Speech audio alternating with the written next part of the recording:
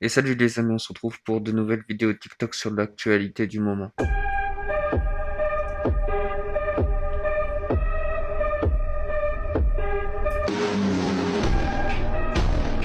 C'est curieux ces rayons de lumière quand même, comment ils font. C'est fou, la Chine a réussi à inverser le vieillissement des singes. Mais quoi? Des chercheurs chinois viennent tout juste là d'obtenir des résultats incroyables. Ils ont réussi à rajeunir des singes et c'est publié dans Cell Press. Alors bon, comment ils ont fait? Pour ça, ils ont utilisé un type particulier de cellules appelé SRCS. C'est des cellules programmées pour mieux résister au vieillissement. Pendant près d'un an, des macaques âgés, équivalents à un humain d'environ 60-70 ans, ont reçu 2 injections par mois de ces cellules SRCS et le résultat est incroyable. Leur organisme ont montré des signes spectaculaires de réduction des marqueurs de vieillissement. Leur cerveau a mieux conservé sa structure et ses fonctions, les os et les muscles se sont renforcés, le foie et le cœur ont montré moins de signes de vieillissement et même leur système reproductif a rajeuni, avec une meilleure production du coup de spermatozoïdes. Les chercheurs ont aussi mesuré des indicateurs moléculaires du vieillissement et ont constaté un rajeunissement de plusieurs années dans certains tissus, notamment les neurones. C'est fou. Alors est-ce qu'on tient là un miracle anti-âge? Bon, pas si vite. Ces travaux sont réalisés sur des singes, pas encore sur des humains. Et même si aucun effet secondaire grave n'a été observé pour l'instant, il faut rester prudent. On ne sait pas encore si ces bénéfices vont rester dans le temps. Mais une chose est sûre, c'est une étape majeure. Ce genre de recherche ouvre la voie vers une médecine régénérative capable de lutter contre des maladies liées à l'âge et peut-être un jour repousser les limites de notre propre vieillissement. Et ça, c'est de la science, quoi. J'ai l'impression que plus on avance dans le temps et plus la médecine elle devient ultra puissante. Est-ce que vous pensez qu'un jour on pourra vivre, je sais pas, jusqu'à 150 ans, 200 ans, 300 ans? Dites-moi en commentaire, je suis curieux de savoir. Vous savez qu'une des théories qui me fait le plus flipper, c'est celle qui dit que nos téléphones, ils ont été créés pour nous surveiller. Je vais vous expliquer. Dans les livres religieux, on nous dit toujours que vers la fin des temps, il y aura un espèce de faux messie qui va venir sur Terre pour égarer l'humanité. À chaque fois, la description qu'on nous a donnée, c'est que ce faux messie, il aurait un seul œil. Maintenant, ce qui est extrêmement bizarre, c'est que le logo de la secte la plus connue et la plus puissante du monde entier, qui sont les Illuminati, vous connaissez la suite, ben sur leur espèce de pyramide, tout en haut, vous avez un espèce d'œil qui ferait référence au roi du soleil qui s'appelle Iris. Maintenant, ce qui est flippant, c'est que dans tous les téléphones Apple que vous avez, dont le logo a été inspiré du fruit défendu que Adam et Ève ils ont croqué et qui a eu pour conséquence de les expulser du paradis, bah quand vous parlez à votre téléphone Apple, celui qui vous répond c'est Siri. Et devinez ce que Siri ça donne à l'envers? Bah ça donne Iris. Comme l'espèce de dieu du soleil qu'ils ont tout en haut de leur logo, l'espèce d'œil qui nous observe tous. Est-ce que ce serait pas à travers nos téléphones que cette espèce de prophétie du faux messie va être réalisée? Parce que oui, on nous dit même qu'arrivera une époque où cette espèce de secte qui vénère des divinités Satan, vous connaissez la suite, ils arriveront à rentrer dans tous les foyers et surveiller toutes les familles.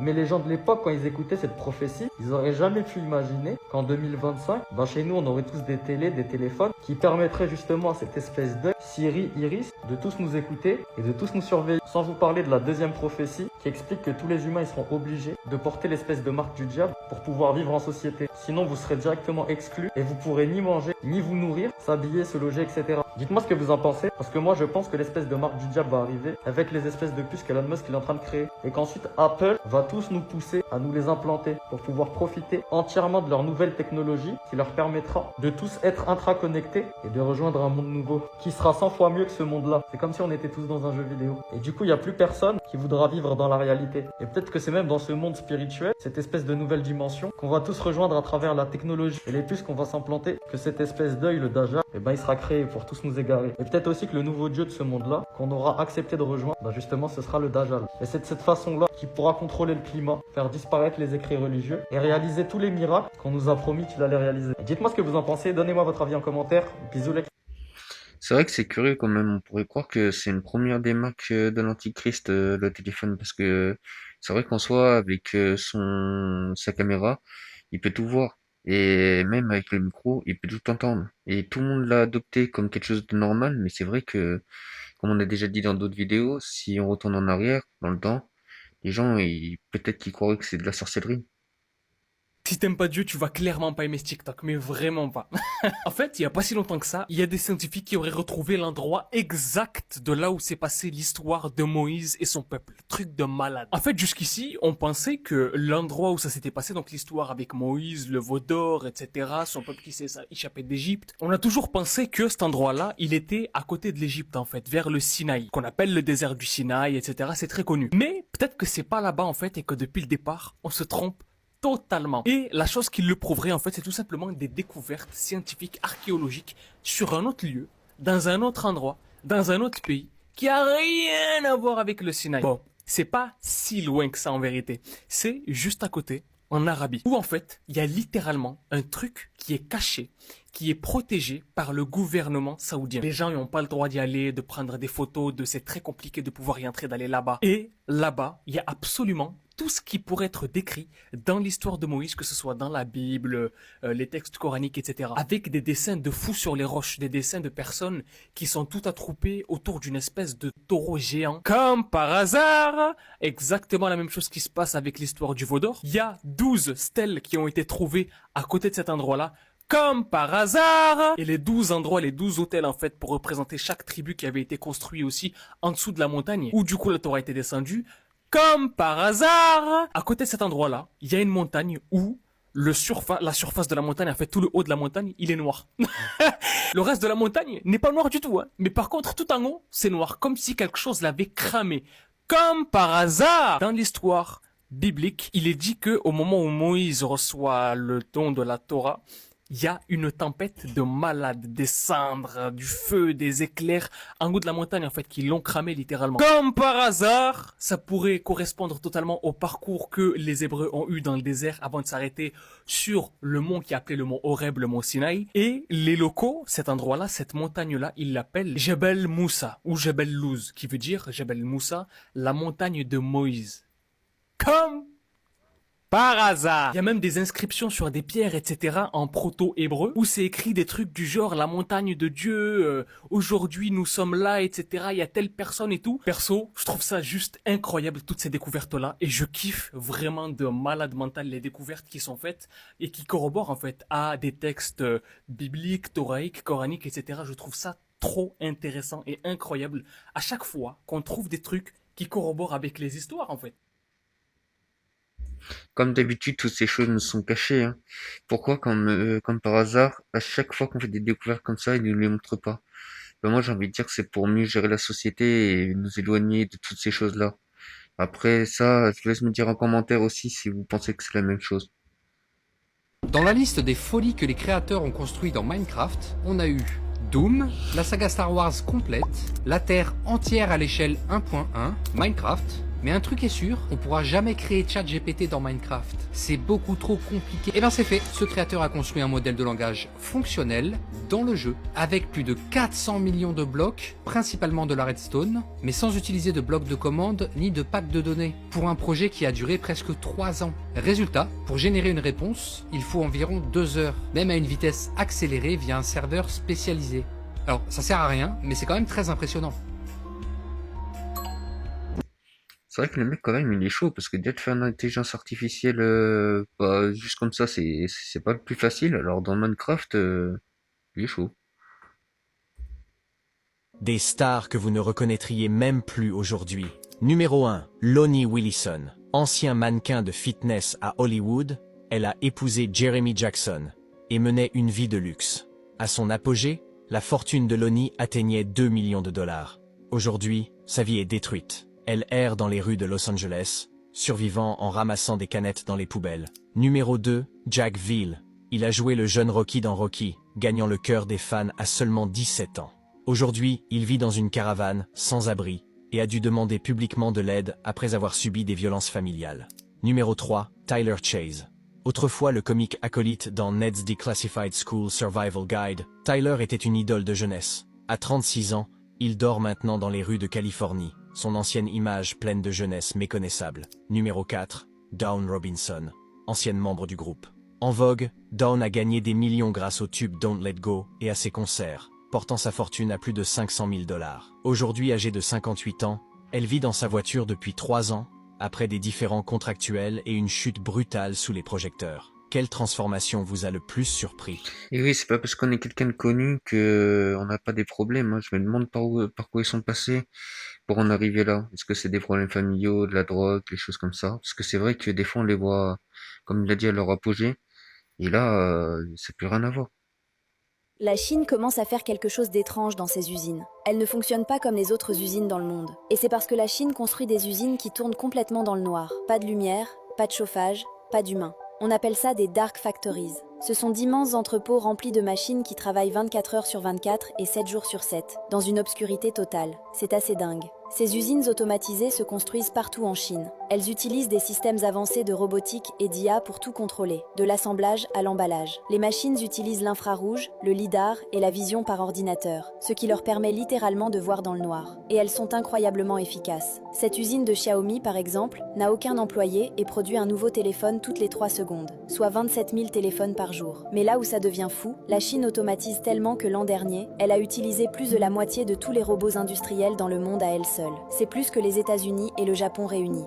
Et le plus fou, c'est que ça ne concerne pas seulement les usines. La Chine a des ports fantômes automatisés, des constructeurs de ponts robotisés, et même des rizières désormais entièrement automatisées. Bientôt, toute l'infrastructure de la Chine sera construite par des robots IA. Après, ça peut être bien pour les usines, par exemple, ça fait moins de pollution, tout ça, donc c'est sûr que ça peut être que bien. Mais après, la question que je me pose, c'est est-ce que ça réduit pas trop le travail des humains, ce qui fait qu'il y en a de plus en plus au chômage et ça devient de plus en plus galère pour eux? Le miel blanc dont tout le monde parle. 100% naturel, directement du Kirghizistan.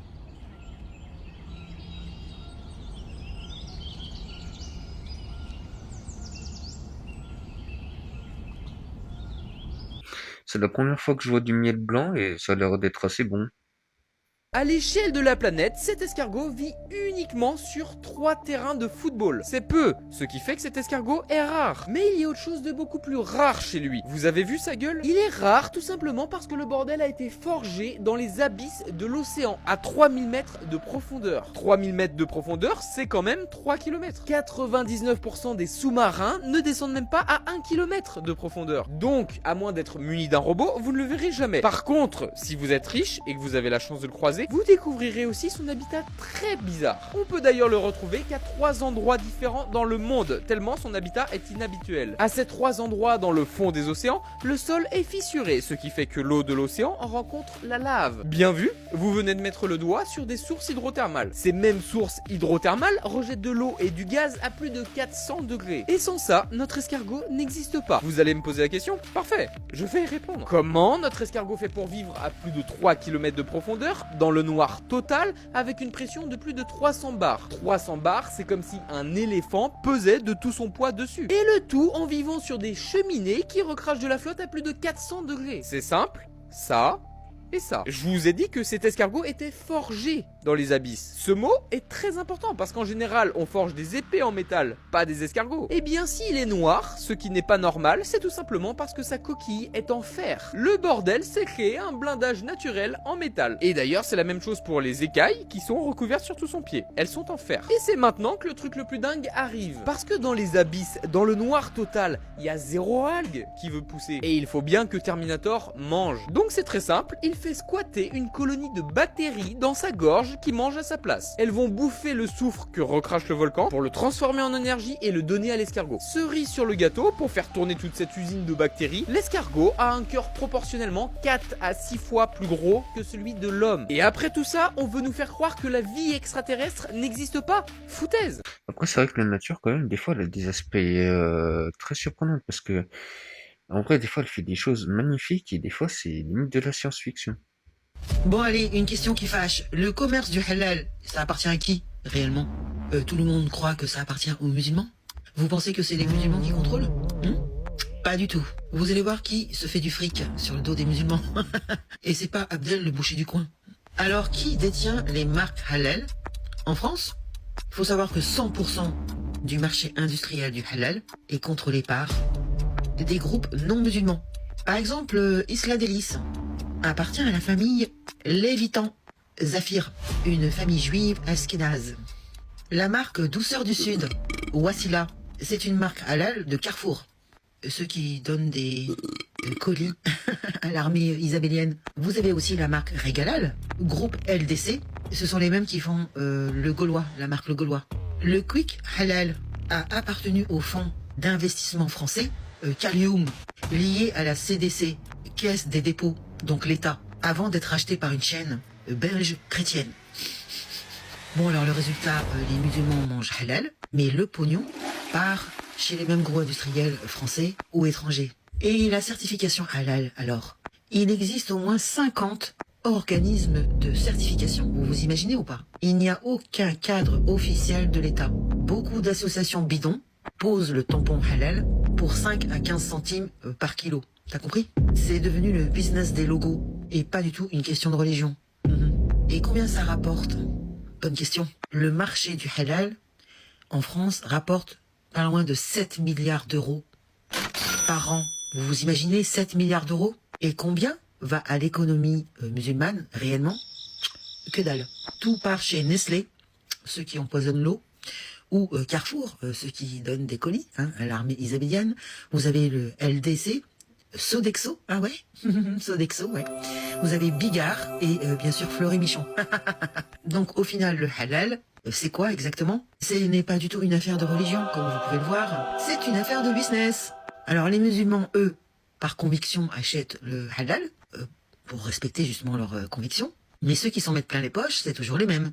Carrefour, Nestlé et les fonds d'investissement, bravo. Moralité dans cette histoire, le seul truc halal là-dedans, c'est la crédulité des consommateurs.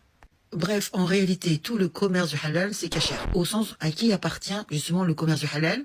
Si on veut trouver les noms, on peut les trouver. Vous avez Herzog, Monsieur Naouri, qui est donc à la marque Wassila, c'est Casino quoi. Monsieur Lévy-Lambert, donc c'est la marque Isla Délice. Et c'est marrant parce que dans les médias, ils attaquent le halal. Oh là là, il y a trop de boucheries halal, il y a trop de rayons halal. C'est drôle ça quand même. Et on croit qu'on va attaquer la communauté musulmane alors qu'elle ne possède rien là-dedans. C'est tous des gens qui appartiennent à la communauté qu'on peut pas nommer. Vous savez, le peuple... Ça n'a pas de sens. H24 dans les médias, le halal. Ça, c'est de la part des scientiaux, qui mettent toujours le bouc émissaire sur les musulmans. Et là, il y a une contradiction incroyable. Parce qu'on passait un moment, ils parlaient de respecter les lois françaises sur l'abattage des animaux. Et là, ils se disent, mince, ça appartient pas aux musulmans, ça. Et ouais, parce que c'est du business. Le business des juifs. Le halal, c'est le business des juifs, donc... Et du coup, on n'en parle plus après. C'est marrant, ça. Parce qu'il faut bien comprendre que le lobby musulman, il est inexistant en France. Il n'y en a pas. Tout appartient à ce dont je vous ai parlé tout à l'heure. C'est du commerce cachère, en fait. Et les gens, ben, sont pas au courant. C'est pas une dinguerie, ça, quand il s'agit d'argent, T'as compris? Alors, est-ce que vous étiez au courant? Je pense qu'il y en a qui le savaient déjà, bien sûr, mais il y en a qui le savent pas. Mais on n'a pas d'alternative. C'est ça le problème. Bon, bah écoutez, partagez la vidéo. Et je vous dis à très bientôt. Salut les gueux et les gueuses. Ciao.